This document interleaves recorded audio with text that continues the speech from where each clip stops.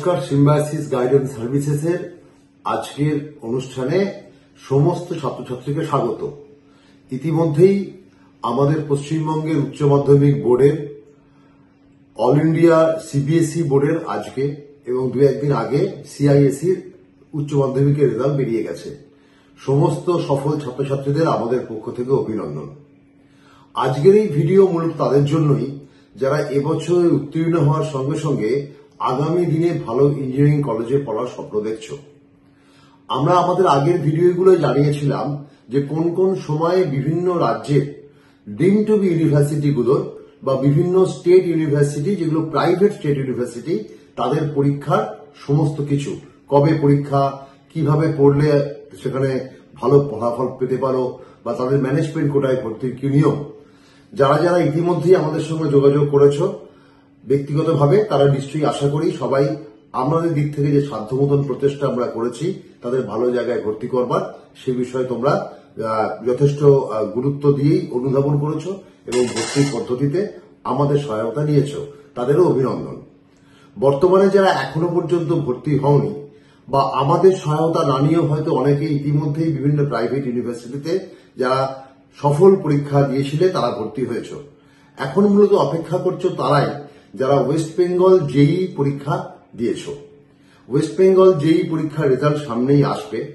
ইতিমধ্যে আমরা এই ভিডিওতে আবারও বলতে চাইছি যে যারা বিভিন্ন state university, private state university, সেই সঙ্গে বিভিন্ন ডিম টু বি ইউনিভার্সিটিতে ভর্তি হওনি, অথচ বুঝছো যে জেই মেন বা West Bengal joint entrance exam দিয়ে সেই ধরনের সফলতা পাবে না যে একটি সরকারি ইঞ্জিনিয়ারিং কলেজে তোমরা ভর্তি হতে পারো, তাদের কিন্তু অবিলম্বে এখনই ব্যবস্থা নিতে হবে বা ভাবনা চিন্তা শুরু করতে হবে পশ্চিমবঙ্গের বিভিন্ন নামী প্রাইভেট কলেজগুলোতে ভর্তি হওয়ার জন্য, বিশেষ করে ম্যানেজমেন্ট কোটার ক্ষেত্রে।